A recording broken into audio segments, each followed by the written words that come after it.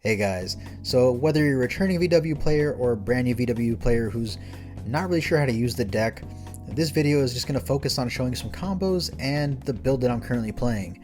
The deck has a couple new tricks up its sleeve because of cards like the p.u.n.k engine and Cupid Pitch, which means that we have a very easy and reliable way to go into Hulk and just abuse the hell out of that, giving our deck an added consistency boost that it didn't have in the past. I'm sure you guys have seen what the Hulk engine can do in this deck, but I got a couple things that I think are going to separate it from the rest of those combo tutorials. So starting things off, we're just going to show off a couple combos, starting with a couple basic ones for beginning players, and then follow that up with some more big brain plays for those of you that are familiar with the deck or just looking to see what Hulk can do in this deck. After that, we're going to go ahead and showcase the deck profile, and after that, well, hopefully you either know what to expect from a VW or you are interested in playing VW. So that being said, let's just jump into it. Alright, so some of you may be new to Virtual World, so we're going to start off with the most bread and butter play in the deck. It's a 2-card combo. Technically it's a 3-card because you do need a spell or trap in hand. Doesn't matter which spell or trap, anyone will do, but you do need a spell or trap in hand. So we start off with Kaliga, and Kaliga is going to activate Chooch from the deck. Next you'll target your Chooch with Lulu, and you'll send Chinlong to grave, and you'll add Lily to hand.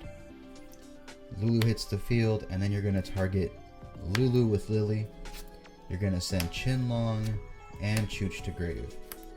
Next you'll banish Chooch to make Lulu level 6, and then you'll sync off into Ultsumaya.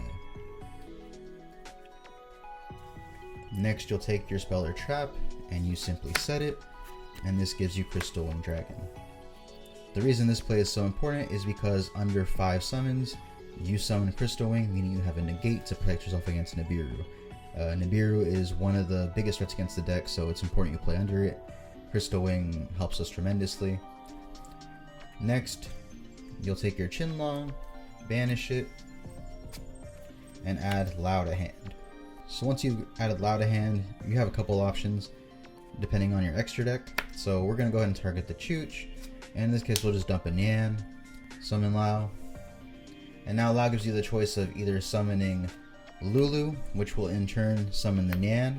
This is fine if you play some rank 3s, so you can go into a rank 3 play here. Or, in this case and in most, you'll be summoning the Lily.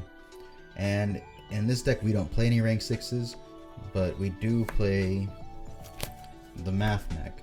So our end field is a Chooch with 2 cards banished, meaning it's live, our negate and Crystal Wing, our Ultsumaya, which is technically live as long as it's on the field, so if it survives you do get a chance at summoning another level 8 or 7 Dragon Synchro, and our Sigma, which is in the extra monster zone, meaning it can't be affected by any other cards except Math Mech.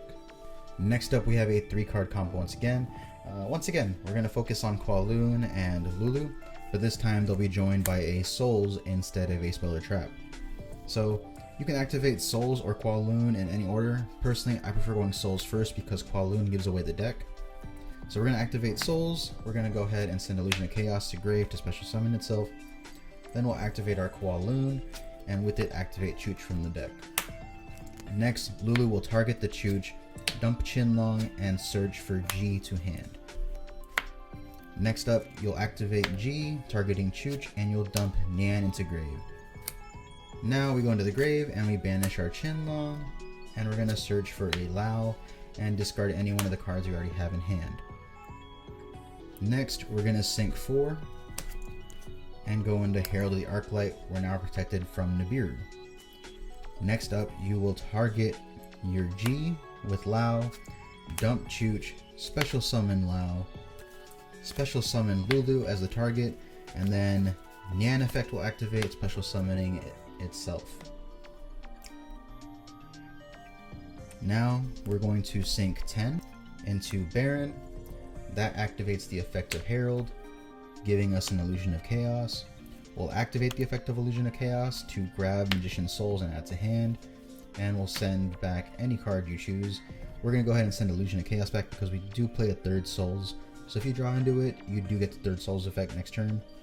Next up, we go into the grave and we banish our Chooch, and we make G into a level 6, and we're going to sync 9 with Nyan.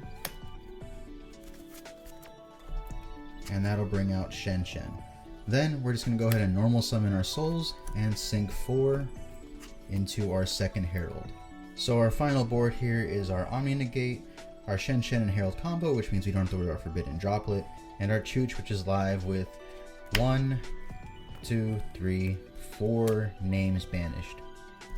Alright, next up we're going to get into the punk stuff. So we're going to start off with an E-Telly, and of course that's going to summon Zeman. Zeman is then going to activate the effect to add Foxy Tune to hand. We'll dump Foxy Tune and a card from our hand in order to summon Madam Spider. Madam Spider will activate and give us our Gabu. Then we're going to go ahead and link off into Hulk and do the most generic play here with the Despot. Link the two of them off into the Oridon. Oridon effect activates and we get 3 tokens. That revives the Despot. And then we're going to sink 4 here. And we're going to summon our Herald of the Arclight. Next up, we'll activate Oridon effect, so we'll tribute the Arclight and a token to special summon Coltwing. And here we're going to go chain link 1 Coltwing, chain link 2 Arclight. Arclight will add Illusion of Chaos to hand, and then Coltwing will activate and give us 2 more tokens, which in turn revives the Despot. Next up, we'll activate Illusion of Chaos, and we'll add Souls to hand, and then we'll place the Illusion of Chaos back on top of the deck. Next up, we're going to sink 4 and summon Cupid Pitch. Because we use a level 1 tuner, Cupid Pitch can either be a level 5 tuner or a level 3 tuner. We're going to make it level 3, and then we're going to sink 6 into Ju. Ju's effect will activate and give us Lulu from the deck. Next up, we're going to activate the effect of Souls and special summon itself by sending Illusion of Chaos to the grave. Next up, we will target Ju with Lulu, dump Chinlong, and add Chooch to hand. And then we're going to sink 6 with the token and Lulu to summon Corral. And then we're going to sink 10 with Corral and the Coltwing to summon Baron. Next, we're going to go into the grave and banish a Chinlong. And with that, we're going to search for Lao, and you can dump whatever card you want here. Next, we'll target the Ju with Lao, dump Zunwu, special summon Lao, which in turn special summons Lulu from the grave. Next, we're going to go ahead and take our Ju and our Lao and summon Ultsumaya. And then we're going to go ahead and set either our Chooch or our Gabu to summon Crystal Wing. And then we're going to sink 4 and end with Herald. So our final field is our Omni Negate, our other Negate, our other Omni Negate, our set Chooch, and then our set Gabu. Meaning you have 3 negates, meaning you have 4 negates and a live Chooch, because at any point you choose, at any point you want, you can banish your Zunwu, send 1 card to grave, and then you can send whatever you want. I usually go with the Lulu.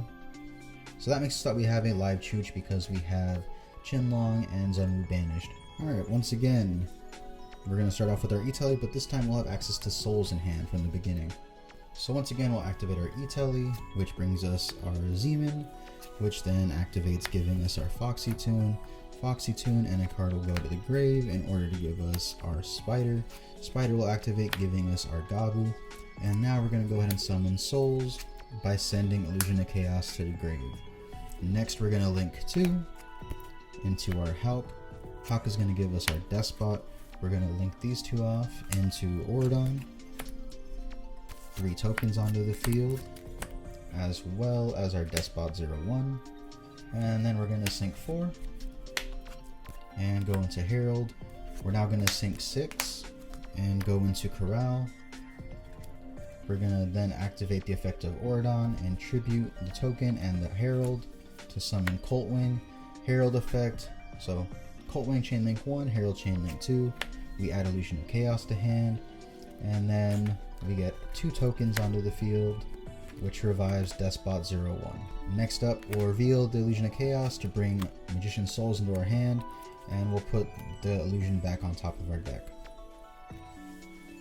Next, we're going to sink 4 into Cupid, and then we're going to sink 6 into Ju. That'll bring us our Lulu.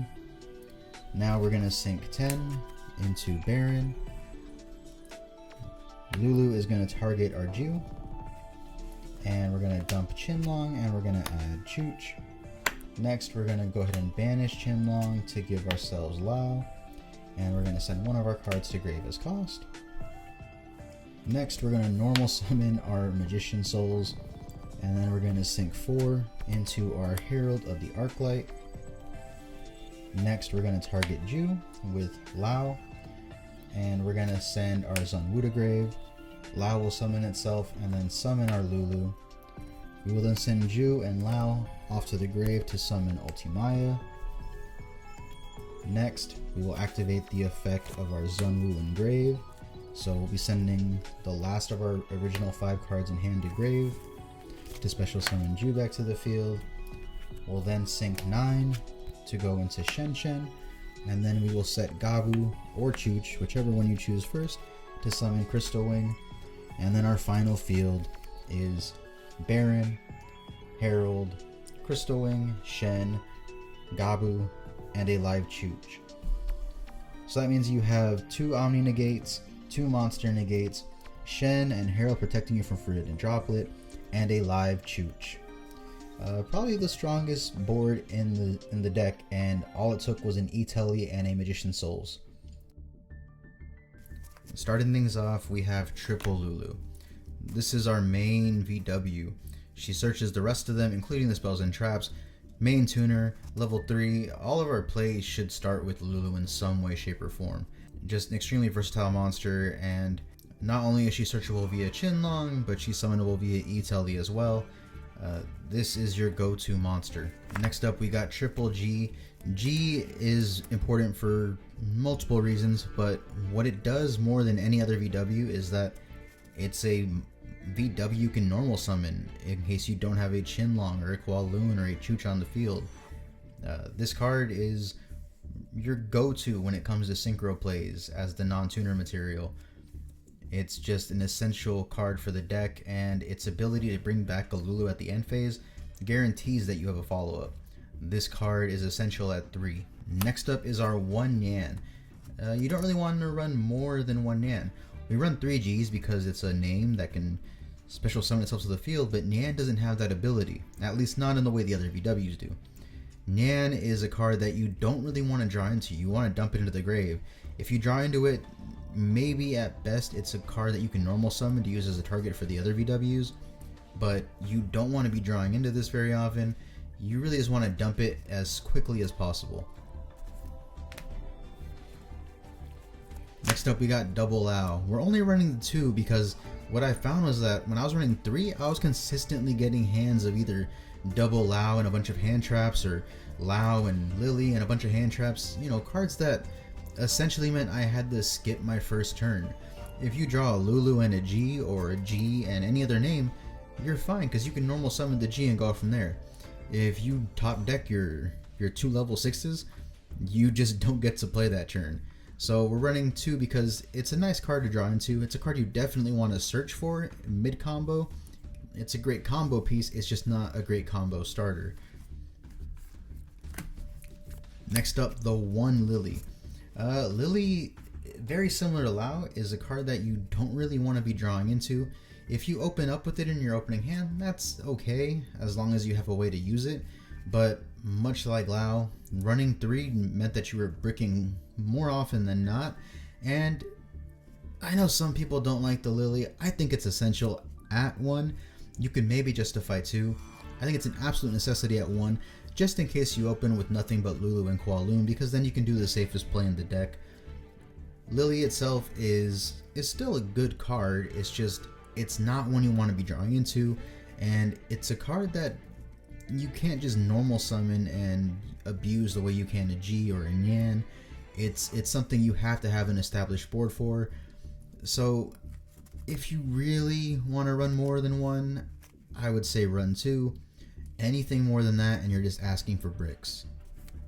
Onto the VW spells and trap. We're of course starting off with Triple Kowloon. This card is incredibly busted because it just grabs any one of your VW spells or traps and places it on the field. It's the VW spell you want to open up with because it means that you don't have to worry about setting a Chooch or Zunwu to go off next turn. They just activate and now you have a name to abuse. What makes it especially great is that you can then dump the Chinlong. 9 out of 10 times you're going to want to Kowloon out the Chooch. Next up, triple Chinlong. Some people cut this to 2, and I genuinely don't understand why you would do that, because Chinlong it's an easy way to start your VW plays. You know, it's Chooch and Zunwu have the misfortune of being trapped, so you have to set them first, meaning you can't just drop them turn 1 and start going off. Chinlong gives us that option, and because we played the souls, it's very easy to get into the grave and just start using it as both draw power and our free search. Additionally, this is VW, so we're sending Chinlongs to the grave like crazy every turn, including turn 1. It's very often that you're going to go through all 3 of your Chinlongs in your opening turn, and that means you have a free search for that opening turn and then 2 potential follow-ups. This card is amazing, and you have to play 3. Anything less and you're just killing your consistency. Next up, we got the double Chooch. I experimented with 3 of this because, sort of like the Chinlongs, we're consistently dumping them into the grave, and sometimes that means you don't get to draw into one, or it means that you just don't get to activate one, and Chooch is a great interruption. It's an amazing card. The graveyard effect is nice, but you want one on field, and at 3 it was happening pretty consistently, and it was easy to just go ahead and send 2 to grave and then activate the 3rd. But of course, you also risked drawing into that 3rd Chooch when you didn't need it, so that was kind of an issue that we had to sort out. That being said, you want to run at least the 2. 1 for Kowloon, 1 to dump. This card is amazing, and it's one of your go-to interruptions. It's just an overall great way to get around a lot of problem cards. Next up, the last VW card in the main deck, are Zunwu. Like I said, I was experimenting with triple Chooch, and while it did mean I was getting Chooch consistently, it really just brought up the question of why not run the 1 Zunwu. A lot of people cut this because they don't really see the potential of it, but this is a card that gets around a lot of things like DD Crow. This is a card that extends your combos and allows you to do a couple things that you normally wouldn't be able to. The cost of 1 card can be a little hard sometimes, but the end result is more than often worth it. It's a card that you can use as an additional interruption. It's a card that you can use as a combo extender, and more than importantly, it's a card you can just send as fodder when you don't want to send a Chooch. I think it's essential to run the Zunwu. At the very least, you need 1. I honestly would not push beyond that. It's a card that you don't really want to see in your opening hand unless you want to use it as fodder for your Foxy Tune or for your Chinlong or something like that. So at 1, it's pretty much perfect. Anything else, it's going to be a little hard to justify. Alright, onto the punks. We have double Zeman. This card is pretty insane. It launches into the Hulk combo, and you know, the deck just goes off from there. The reason we're running 2 is because you ideally want to have 1 in deck for E-Telly, and if you hard draw your only copy, then you can normal summon it and still go off. It's just not going to be as good. Following that is the 1 Madam Spider. It searches for Gabu. You know, at one point I was just playing double Zeman, and that was fine. It's just that you can't Zeman search for another Zeman, which would occasionally come up when I opened up with a Foxy Tune, and at that point you're just stuck with the Zeman with nothing else to use. But by having Madam Spider, we do get the Gabu, which means we have a free negate, and we're not worried about opening either double Zeman or opening Zeman and Foxy Tune. The last monster in our punk lineup is Foxy Tune. It's really just here for the Hulk play. It's not a bad card to open up with. It means that your Zeman play struggles a bit, but being able to freely special summon a punk from the deck is still good. Additionally, it is a 2300 attack monster in the main deck, so worst case scenario, you do get Scythe locked. You do have at least 1 beat stick to rely on. It's not going to win you the game, but it might buy you a turn. The last punk card is our Dangerous Gabu. It's just a free negate. You know, you're doing the Hulk play, and this card is just a free benefit. Next up, we've got our Souls. This card is ridiculous. Not only as an extender, but it acts as an Upstart Goblin or Pot of Greed. This card sends our Chinlongs and our Chooch and our Zunwu to the grave, and then we draw for them. It's just insane, and it's searchable via our next card, the Illusion of Chaos. Together, these are pretty amazing. For budget players, I know this could be expensive, so for budgets, you know, you could maybe do a Jester, but it's not going to be as consistent, but you do get the extension, which might benefit you. I completely understand not wanting to play this just because of how expensive they are, but if you can afford it, I think they are well worth it. Next up, we have our one desk bot. You only need the one. This card's stupid. I don't know what else to say about it. It's just a degeneracy enabler. I don't think it on its own is broken, but combined with p.u.n.k and Oridon, it definitely is. There's a reason this card is seeing as much play as it is, and that's because it's insane. Next up, our one Colt Wing. You're only running one because you don't want to draw it. Worst case scenario, you do draw it, and then you can Illusion of Chaos it back into the deck. It's a combo extender. If you draw it and you don't have Illusion of Chaos, but you can do the rest of the combo, you know, so be it.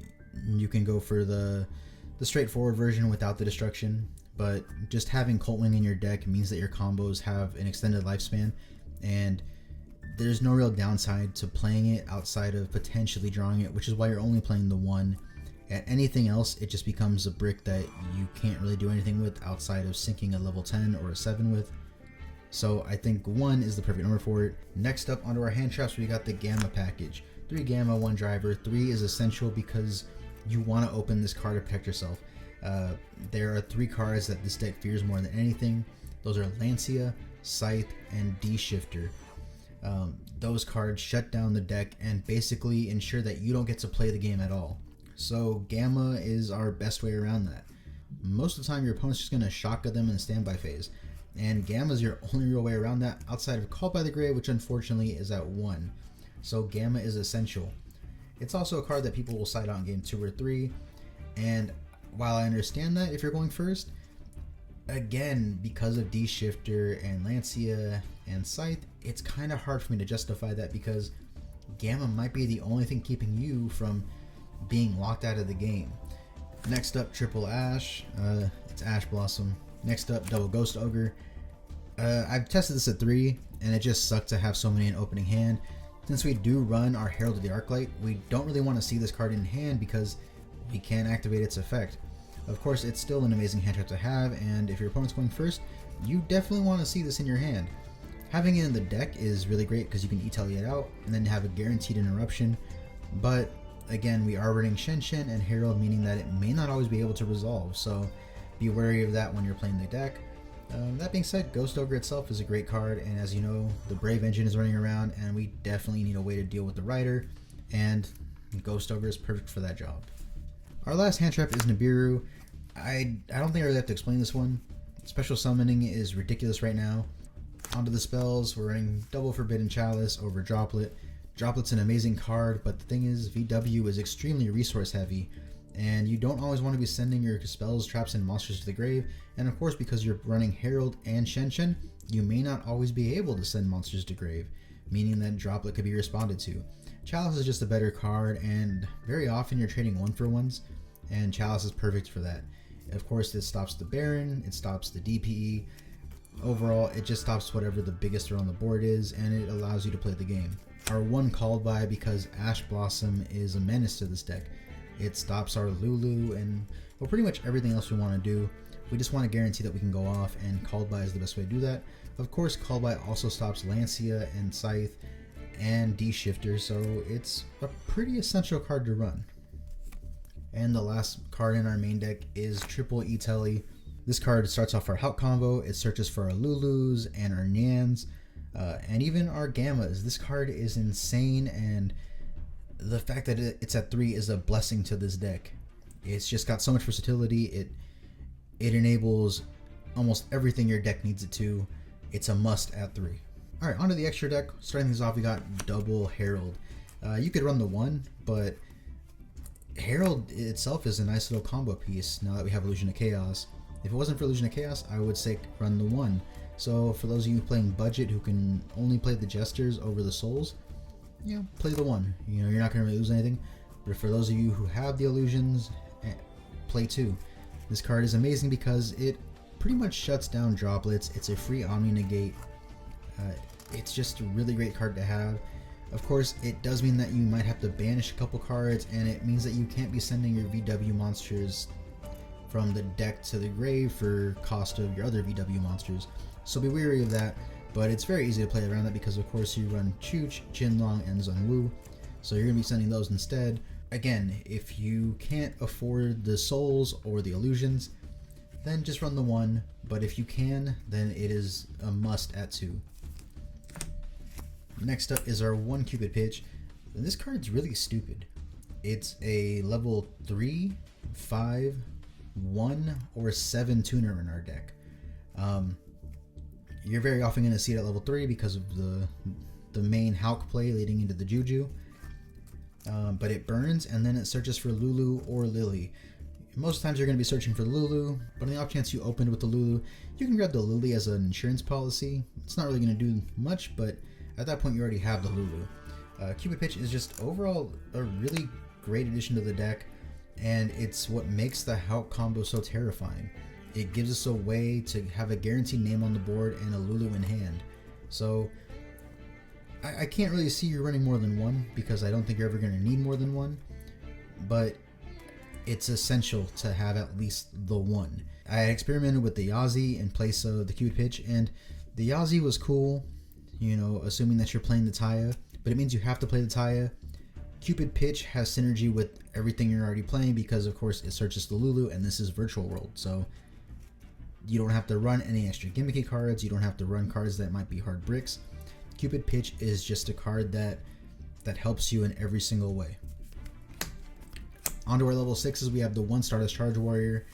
This card isn't really part of any of the p.u.n.k plays, but it is part of VW plays in general. It's just a nice monster to have. It's a free draw, it's a level 6, meaning that you can either go into Ultsumaya, your Sigma, or your Shen. And of course it's a wind attribute, which helps because sometimes we get locked into wind summons, and well, Stardust Charge is a way out of that. Next up is Juju. This card was already essential in the past, but the p.u.n.k combo has made it one of the most important monsters in your extra deck. It's an easy level 6. Again, much like Stardust Charge, it's a win, so sometimes we get locked into it, and that's more than fine. Its effects are pretty amazing as well. It's a card that very often isn't going to be able to be destroyed by battle or card effects, and its ability to send any card on the field to grave is pretty great to have in the late game. And by late game, I mean anything beyond turn 2. Our last level 6 is Coral because it's a freeway into Ultsumaya and Baron. It's just extremely versatile in this version of the deck, and it's a level 6 tuner, meaning it's pretty easy to go into. You're not going to use it as much as you would Stardust Charge or Juju if you were going straight Virtual World, but if you're going through the p.u.n.k play, you're going to be using Coral every single time. Next up is Crystal Wing. This card's still insane. It's a negate, it's a beater. Unfortunately, you only have 2 ways into it in this deck, and that's through the very easy Ultsumaya, or the hard way, which is syncing with something like Cupid Pitch and your Herald, which you're not going to be doing very often, if at all. So really, I would say consider this a card that only comes out through Ultsumaya, but when it does come out, it protects the hell out of you. It guarantees you can go off without fear of Nibiru or most hand traps, so this card is essential, one of the strongest synchro monsters in your deck, an absolute must at 1. You could even maybe argue too if you think you could protect the Ultsumaya long enough, or if you think you can find a way to reliably get it out through Herald and Cupid Pitch and all of that. Crystal Wing is an absolute must, one of the most important cards in your extra deck. Next up, Shen, the big boss for Virtual World. This card's insane. Walking Macrocosmos, stops a droplet in most cases. It can bring itself back from the grave. It sets up pretty much every single thing you need. And of course, it can bring monsters back from the banishment zone into the graveyard. Shen is insane. And it's just so easy to make in this deck. Next up is Baron. This card's insane. I don't know what else to say about it. It is pricey. Budget players, I'm sorry. There's no real alternative to Baron. Maybe a Chen, I guess, but it's not going to be anywhere near as good as Baron. This card is just ridiculous. You need it. I'm sorry, budget players. I'm really sorry, but this card is an absolute must. Next up, we got our 1 Sigma. This card could be a Beatrice, it could be Utopia Beyond, it could be a Fan, but I prefer the synchro play, and more importantly, I think that Sigma is good going first or second. If you're going first, it's a card that your opponent's going to have to work to get around. If you're going second, then it's a card that doesn't have to worry about things like Baron, it doesn't have to worry about back row. It's just a nice, beefy bastard that, well, is going to be a threat no matter what. You could run the Beatrice or the Utopia Beyond over it, but I just feel like Sigma is a better card because it doesn't matter if you're going first or second. It's a threat. It's something that your opponent's going to have to put in the work to get over. Utopia Beyond is only good going second, and Beatrice is amazing, but we don't have anything in this build to dump. We don't have Snow, we don't have Scythe, so I guess if you're really desperate to dump a Chinlong or a Chooch, it's great, but to me, Sigma is just the better overall option. Next up is our Ultsumaya. Ultsumaya is insane. It's extremely easy to put out in this deck. I think you absolutely need it because, once again, the Kowloon Lulu play is the safest play in the deck, and it's a play you're going to be using quite often. So I think Ultsumaya is needed for that reason alone. Most of our Hulk plays end up with Ultsumaya and Crystal Wing on field in some way, shape, or form. It's just too beneficial not to run. Next up is our Link monsters. We have Hulk. This card's stupid. I want to say budget players, I'm sorry, because this card's like $80 now. But honestly, you had like 3 years to pick it up where it was like $30, so that's on you guys. I'm sorry, but this card's essential at this point in the game. It should probably be banned. I hope it gets banned, but it's not banned. It's legal, so we have to abuse it and we have to run it. The last Link monster we're running is Oranon. Again, there's no way to justify not running this card right now. The whole Hulk combo is just too insane to pass up on. Now, for those of you who were counting, that was only 13 cards because, well, the last 2 slots are pretty much up to you. So here's some cards that you can consider running in your final 2 slots. Shooting Riser. Nice Synchro Tuner, you can summon it via Hulk. The only reason I'm not really running in this build is because I don't have the things to dump. Again, Snow and Scythe are great monsters, but if you draw them, they're bricks. And we don't play the DPE, so setting Scythe isn't always going to be beneficial to us. If anything, you want an Engrave, but if you're going to want an Engrave, then I would suggest putting Riser and Beatrice in the extra deck. But if we're not going to run the Scythe or the Snow, then Riser doesn't really have a place outside of a Hulk combo. Next up is the Yazi. Yazi is here in case you draw Colt Wing and you can't do the pop 2. You can instead go into Yazi and then summon Taya, but of course that means you're running Taya, which is a potential brick. The one thing about Yazi is that I found that it wasn't benefiting me the way that I wanted it to, and it's a card that is good going second, but it's not a card that's great going first because of everything else you could do. Cupid Pitch was just overall a card that had more synergy with the deck. You could put Yazi in alongside a Taya or a Mare if you don't mind the brick, but I just feel like Cupid Pitch is way more beneficial, and it's a card that you're going to be going into more often than not. That being said, nothing wrong with Yazi, just know that Cupid Pitch is the better monster to go into. And I know some of you are saying, why am I comparing the level 4 and the level 7? Well, it's because when you do the Hulk play, you're going to have your Despot with 2 tokens, and using one of them leads you to Cupid, using 2 leads you to Yazi. It's really just depending on what you think is more beneficial to you. Cupid Pitch searching Lulu, or Yazi searching for Taya or Mare. Personally, I just don't know if running the Taya or the Mare is worth it. On to our level 8s. First up we got Chaos Roller. Chaos Roller is a interesting card because of course it's going to mill 5, which means that you have a good chance of hitting Chinlongs or Chooches or Zunwoos, as well as something like a Nyan. But we don't really run a lot of Darks or Lights. We do have the Souls and Illusions of Chaos, but our Light lineup is a little lacking unless you count things like the Heralds or the Cupid Pitch. So it's a card that may not always come in handy. Again, level 8s are kind of iffy in the deck because you're only going to be making them really off of Driver and Gamma or an awkward Cupid Pitch play. So Chaos Roller is nice because it is a beat stick and we can special summon it from the grave, but you might have better options such as Omega.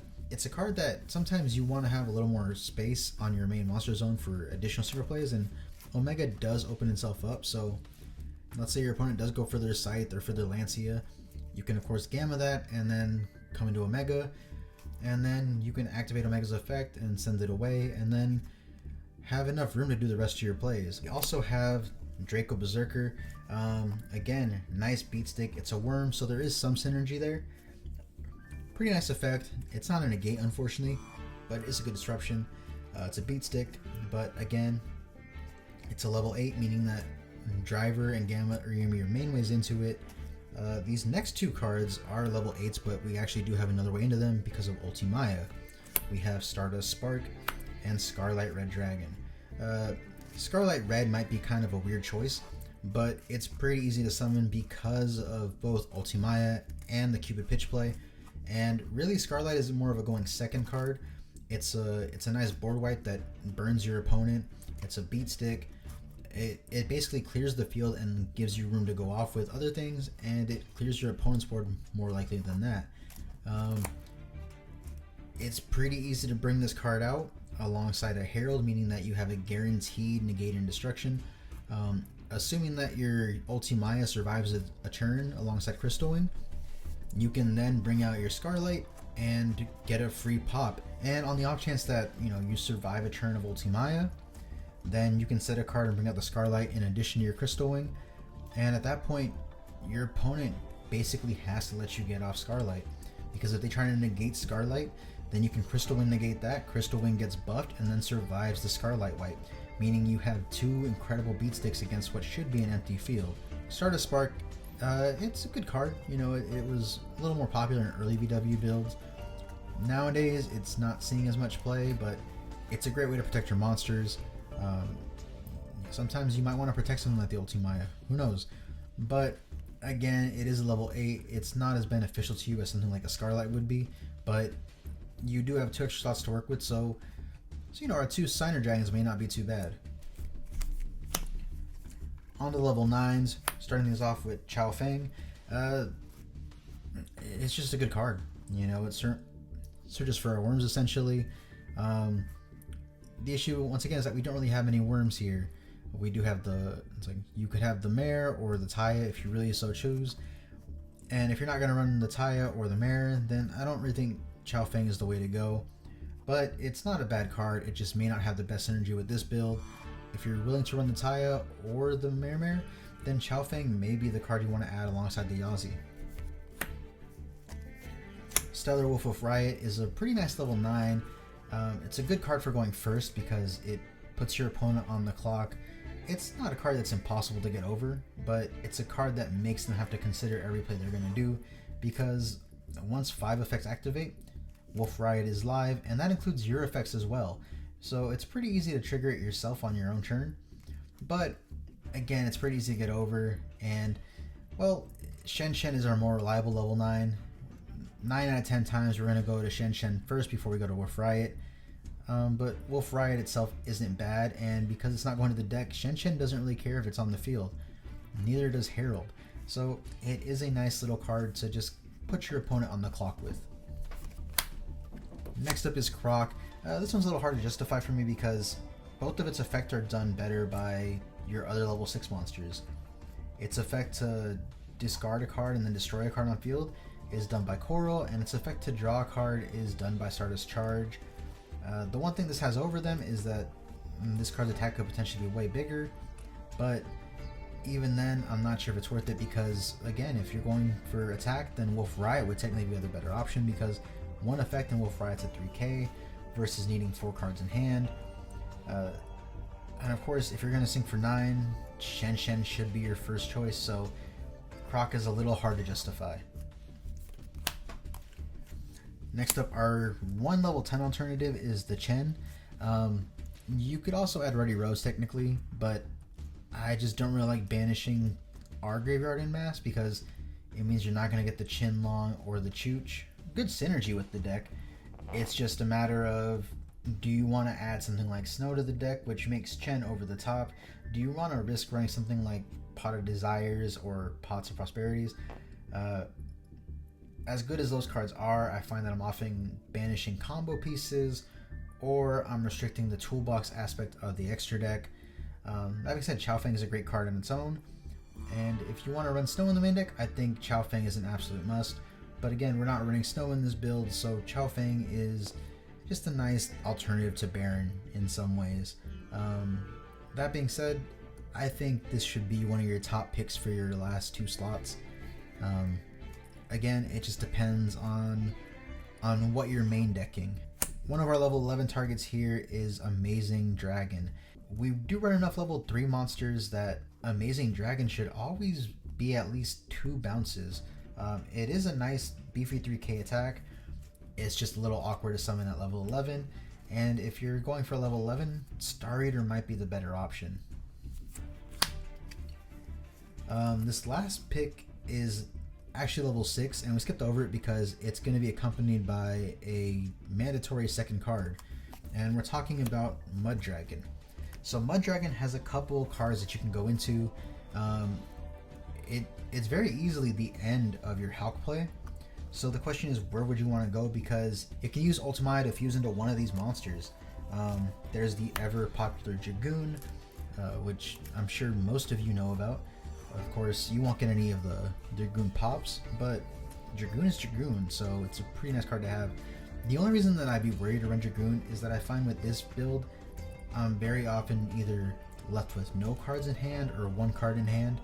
If you play more conservatively than I do, then I'd say Dragoon is a great card, but I feel like this deck is a little more explosive now, and you're not always guaranteed to have the card in hand, and because you're running something like Herald, you know, you may not always want to discard a card because it may be an essential monster later on. So Dragoon, while amazing, may not be our best bet here. We can also go Millenniumize Restrict because that is Relinquish plus 1 effect monster, with the Mud Dragon filling in for Relinquish and Ultsumaya, of course, being the effect monster. This card's honestly really nice. It's a nice monster that's just gonna disrupt your opponent with a free negate, essentially. Of course, if you're running the Millenniumize, you might as well just toss an Instant Fusion into the main deck. Either way, it's gonna be fine. The one benefit is that if Millenniumize goes to the grave because of Instant Fusion, you can technically just Baron it back, and then it's either a nice disruption or it's synchro material. This card's pretty underutilized, and I feel like it's got its place in the extra deck. It's just a matter of whether or not you want to run the Mud Dragon or the Instant Fusion in the main deck. Next up, we got the classic Kaliga. This card's a little harder to justify now because you're building a board full of Omni Negates. Things like Baron and Herald are going to be pretty present. And of course, that's going to make your opponent stay a little harder, but it also means that you could pretty much have 1 Omni Negate and then you don't get a response for the rest of the turn, which is great if your opponent doesn't have anything to follow up with. But with the popularity of Lightning Storm, Raigeki being at 3, there's just a lot of ways for your monsters to get wiped out. And if you only have the 1 Omni Negate because of Kaliga, it might come back to bite you. That being said, Kaliga is still a great card, and it's a great way to put your opponent in a tight spot. I just don't think it'd be my first option because of how many Omni Negates we have that we can easily just spit onto the board at once. Our last fusion monster is Winda. If you can set up your board to just be an absolute hell of Shen and Baron and Herald, and then end it with the Winda on top, I think you're guaranteed to win the game. It's just a matter of whether or not you want to feel dirty inside. Onto some Exceeds options. We're not running Exceeds in the main deck just because they're not as fast or reliable as our synchro monsters. We have Bamboozling Gossip Shadow. It's a nice rank 3 option. Sometimes you just get stuck with Lulu and a tuner Nyan on the field, and a rank 3 seems like something you'd want. You're not going to end up in that situation often, which is why I'm hesitant to play the rank 3s. Gossip Shadow is a nice option that just kind of makes it so that your opponent is going to give you a free draw. Next up is Breaksword. Personally, I kind of prefer Breaksword over it because it's a way to just pop a card. It's got a nice 2k attack, meaning that it's more than likely going to be able to kill something. But, you know, again, I don't see a situation where I'm going to go for rank 3 over level 6 outside of the Nyan and Lulu situation. Our last rank 3 is Fortune Tune. Just a nice defensive option because of the last Exceeds monster we're going to have here. For our rank 6, we have the Beatrice. I'm not running Beatrice just because I don't run Snow or Scythe. There's nothing wrong with those cards. They're great and you can easily add them to the deck. It's just that for me, I felt like they go against the playstyle of this particular build. There's more than enough ways to make it and more than enough ways to dump Snow and Scythe into the grave and then bring back the Scythe or use the Snow for disruptions. so feel free to add them. Personally, I just don't think they mesh very well with the rest of the deck. Because as great as Snow was in terms of banishing cards for Chen, there are times where you're forced to banish things that you want engraved, like your Chinlongs or your Chooches, and sometimes that hurts more than it helps. And if you're playing Beatrice, I feel like you have to play the Snow. Of course, the Scythe is an option, and it's a deadly option, but I found that if I use Baron effect to revive Scythe, if my opponent had any answer to the Scythe and I gave it the Baron, then I was in a really bad spot, and that was happening more often than not. So again, nothing wrong with the Beatrice, I just don't think it's really the best card with this particular build, and I feel like if you're playing Beatrice, you have to run the Chen, and you have to run the Riser in the extra deck, and it pretty much means you have to run Destrudo, Snow, and Scythe in the main deck, and I just don't feel like Destrudo is the best card because it's such a hefty cost, and if your opponent manages to negate the Destrudo or to stop the card you're going to summon with Destrudo, then you just get punished instantly. So Beatrice is a very iffy card for me. I completely understand why you'd want to run it. It's just a card that I feel may not benefit this particular build the most. Next up we have Fan. This card is great for going second, and that's why I'm not putting it in over something like Sigma. I think if you have 2 level 6s on the field, you're more than often going to have a tuner and a non-tuner, which means to me Sigma is the better option. Fan is great for going second, but again, you want your extra deck to be versatile going first or second, and Fan may not always be the best option if you're going first. Another card that I don't have here is Utopia Beyond. Utopia Beyond, again, it's much like Fan, it's a great card for going second, not so much for going first, which is why we're running the Sigma over it. If you really want, you can run the Beyond. It's not going to hurt you. It's just one slot that's not as versatile as the rest. But of course, these are all Exceeds monsters, which means that our final slot would then go to Zeus. This card's insane. It's a card that pretty much says it doesn't matter what you do, one way or another, you're going to have a board present the next turn. And when you have a field that ends with something along the lines of Beatrice, Shen, and Herald, dropping the Zeus as additional support should mean that you win the game, but again, the issue there is that you're going to have to run an Exceeds monster, which just may not be as versatile as the rest, and I just feel like sometimes you're going to want more versatile options, and again, it's a smaller Exceeds package in this deck because of how many synchros we have to run and the links we do have to run. So are you going to have the Exceeds to pull off a Zeus, and if you do, are they the best 2 slots for the extra deck? Personally, above all of them, I really like the Mud Dragon and any one of these fusion monsters. You really can't go wrong with any of them. The Dragoon is probably going to be your go-to option here because Dragoon is just an insanely busted card. But I think if you want to play Control, then Window would be your best bet coming up next. The Kaliga again suffers just because of how many Omni Negates we get, and it means that your one Omni Negate might actually hinder you because if they let it go through, then you're gonna suffer from something like a Droplet or a Regeki or pretty much any other card that's gonna punish you afterwards. Millenniumize is gonna be the 3rd pick here. It's great at stopping hand traps, but you know, if you're gonna run it, run the Instant Fusion. Of course, if you run the Instant Fusion, that risks making the Mud Dragon, you know, worthless. And I feel like it's essential to have the extra deck be versatile and accessible at all times. So, you know, an Instant Fusion might negate the Mud Dragon there. Of course, you could just run the Millenniumize with the Instant Fusion and then not run the Mud Dragon at all. That is an option, but I think that these two are just a nice little tag team. And of course, Kaliga is the 4th card here. Again, great card. It just, I think at this point in the game, it's a card that may punish you more than it benefits you. Well, that does it for the deck profile. Hope you guys found this information beneficial. Hope you guys have seen what the deck can do and, well, all the options you have for your extra deck. If you have any questions or advice, go ahead and leave it in the comments and I'll make sure to respond to you guys. So until next time, see ya.